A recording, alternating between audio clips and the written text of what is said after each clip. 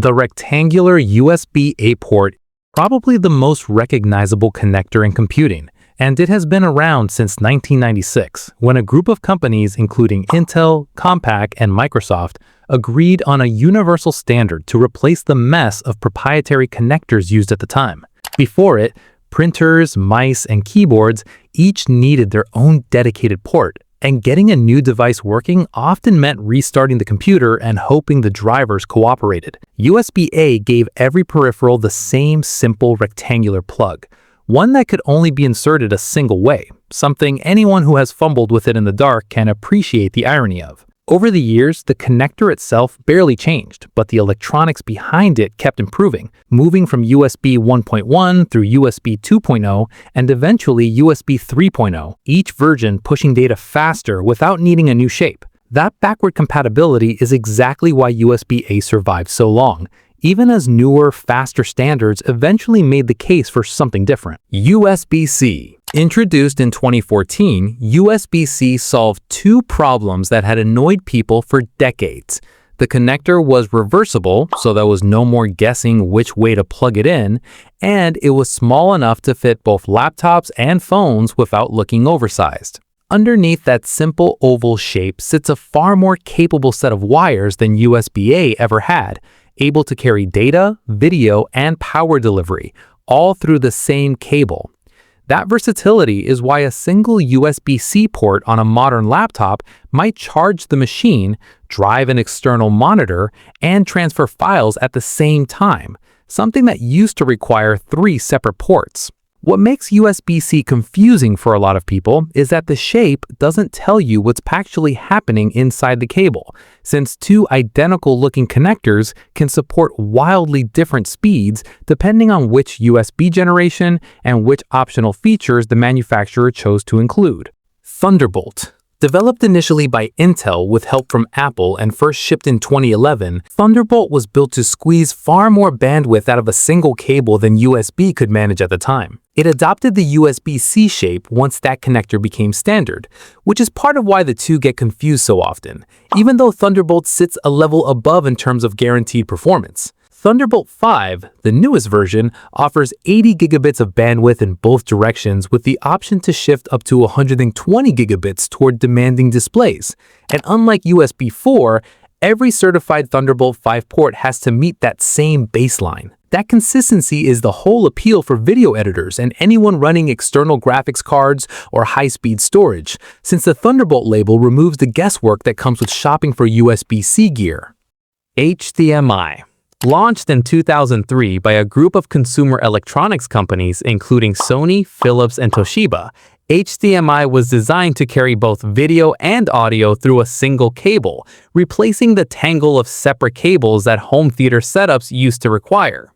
It quickly became the standard port on televisions, game consoles, and set-top boxes because it just worked, with no configuration needed beyond plugging it in. The format has kept evolving quietly in the background, and HDMI 2.1 remains the most common version found on new hardware today, handling 48 gigabits of bandwidth for high frame rate 4K gaming and video. A newer version called HDMI 2.2 has already been announced, doubling that bandwidth to 96 gigabits, though it will take a few more years before it becomes common outside of high-end displays. DisplayPort. Developed by the Visa Industry Group and released in 2006, DisplayPort was built specifically for computer monitors rather than televisions, and that focus shows in the features it prioritizes. It supports higher refresh rates and can carry multiple monitor signals through a single cable using something called daisy chaining, a trick HDMI never fully embraced. The latest version, DisplayPort 2.1, can push 80 gigabits of bandwidth, enough for uncompressed 4K video at 240 Hz, which puts it slightly ahead of the more common HDMI versions found in stores. Gamers and creative professionals tend to prefer DisplayPort for exactly that reason, while everyday consumers rarely notice it exists since it almost never appears on a television. VGA. VGA stands for Video Graphics Array, and IBM introduced it back in 1987 as the analog standard for connecting computers to monitors. The blue connector with its distinctive rows of pins became so dominant that it stayed the default port on business computers and projectors for over 2 decades, long after better options existed. Because VGA sent an analog signal rather than a digital one, image quality could degrade slightly over longer cable runs, something nobody really noticed on the smaller, lower-resolution screens of its era. It has mostly disappeared from new laptops now, but walk into any older conference room and there's a good chance a VGA cable is still hiding behind the projector. DVI. DVI arrived in 1999 as a bridge between the analog world of VGA and the fully digital future that was coming. It could carry either an analog or digital signal depending on the version, which made it a safe transitional choice for manufacturers who weren't ready to abandon older monitors entirely.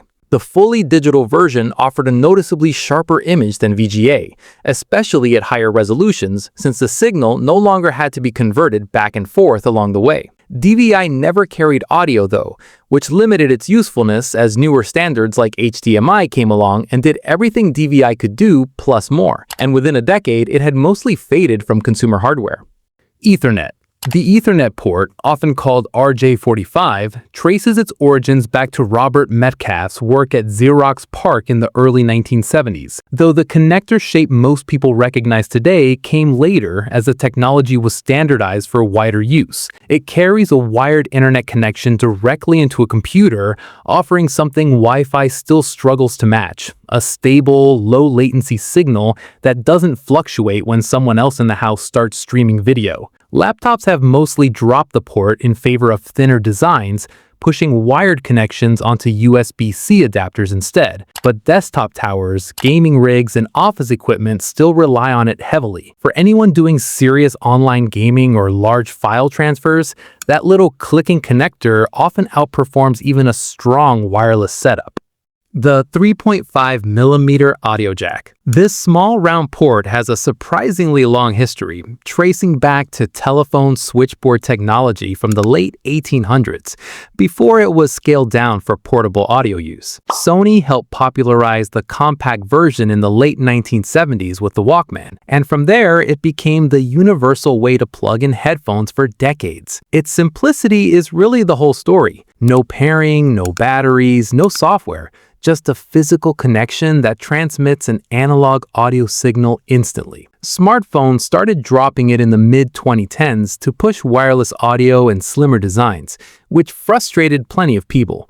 But the jack has held on stubbornly in laptops, gaming consoles, and dedicated audio equipment, where reliability still matters more than convenience.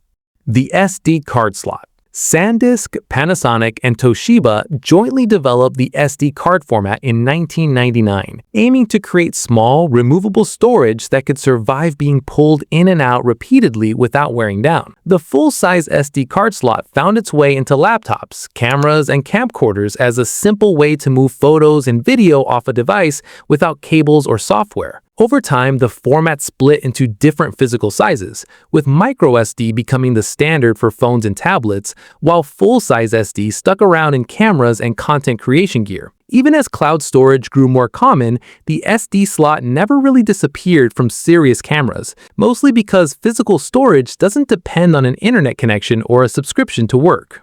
PS2. Named after the IBM Personal System 2 computer line that introduced it in 1987, the PS2 port used a small, round connector to link keyboards and mice, distinguishing them with color coding: purple for keyboard and green for mouse. It replaced the bulkier, older connectors IBM had used previously, and stuck around far longer than most people expected, mainly because it offered something USB struggled with in its early years: the ability to work before the operating system had even finished loading. That made it popular in office and industrial settings, where BIOS-level keyboard access mattered. USB eventually solved that limitation too, and PS2 slowly vanished from consumer motherboards, though a handful of gaming and workstation boards still include it for enthusiasts chasing the lowest possible input latency. FireWire. Apple developed FireWire in the mid-1990s, and the IEEE standardized it shortly after as IEEE 1394, positioning it as a direct rival to USB for high-speed data transfer. For a while, it actually won that fight in certain circles, especially video editing, since early FireWire outperformed the USB standards of that era and became the go-to connection for camcorders and external hard drives. Its downfall wasn't really technical, though. Licensing fees made FireWire more expensive to implement than USB. And as USB 2.0 caught up in speed, manufacturers had little reason to keep paying for the alternative. Apple quietly phased it out of its own products by the early 2010s, and the rest of the industry followed not long after. Lightning.